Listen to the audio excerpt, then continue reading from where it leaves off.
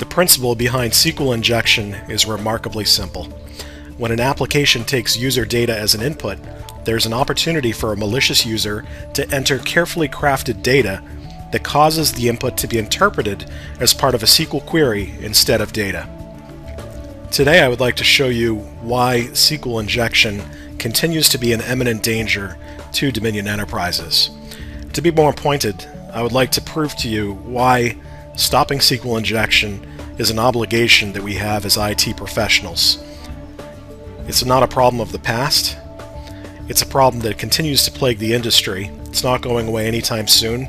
And as you're going to see from this demonstration, it's remarkably easy to pull off.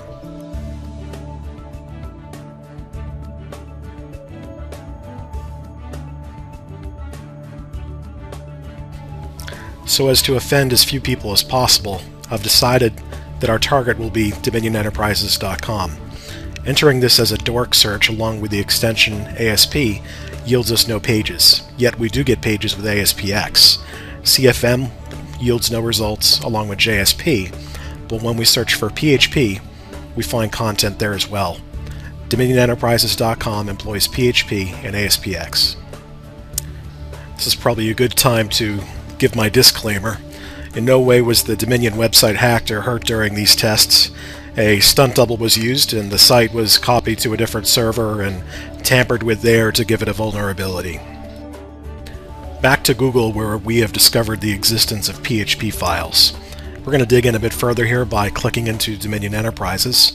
This looks interesting, news and media. I'll click through here and I'm going to go into one of these specific news items. You notice the name of the page is news_details.php. There's a variable called ID with a value of 2872. This is where we're going to make our initial stab at finding a vulnerability. Entering a plus and plus 1 equals 1. And viewing the results will help us understand if this ID variable is dynamic and can be injected. The results look the same, which is good.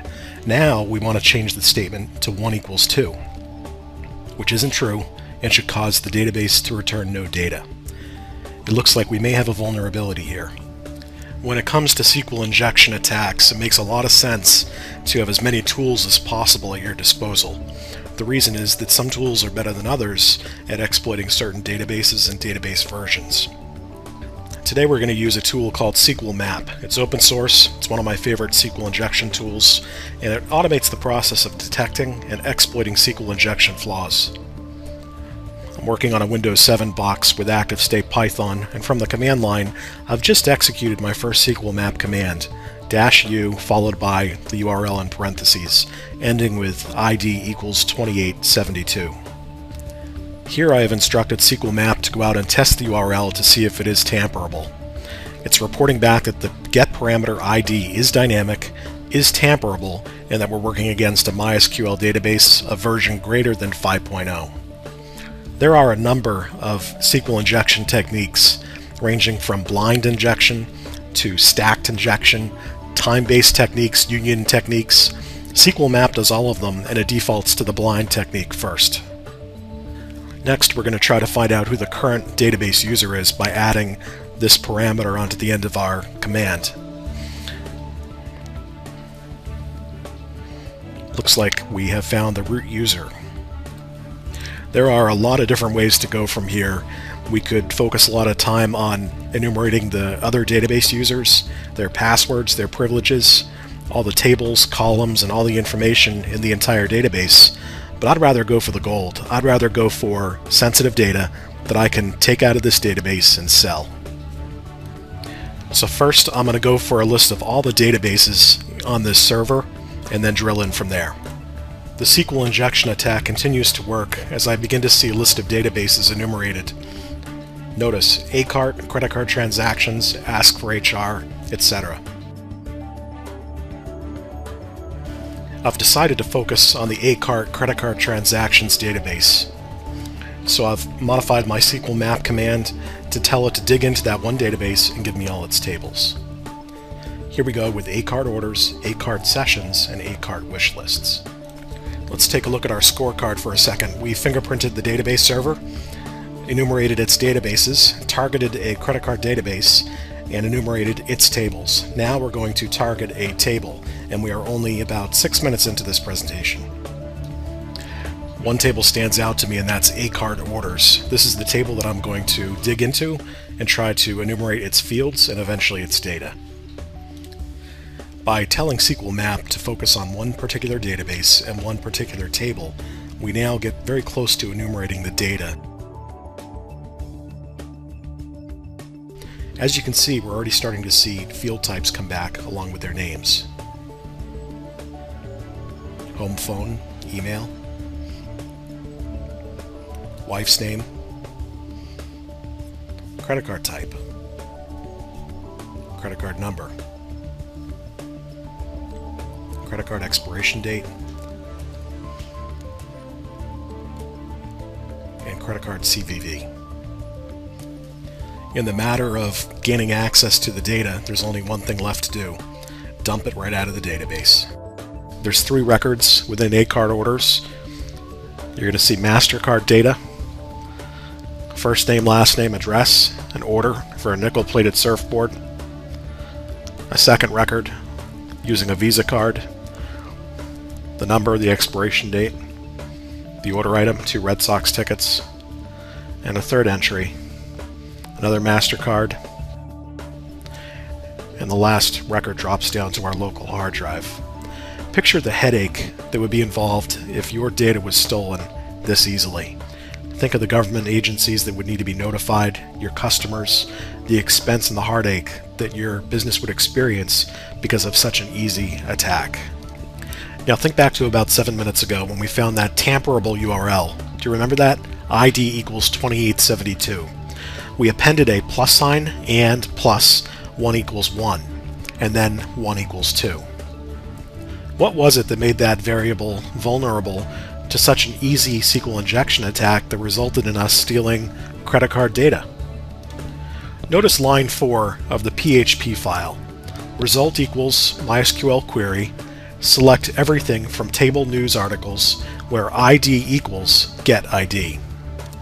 At first glance, this seems pretty innocuous, and it appears as though our fictitious PHP developer has written a pretty straightforward query. But it is very vulnerable. Notice what happens when we append that and 1 equals 1 to the end of the query.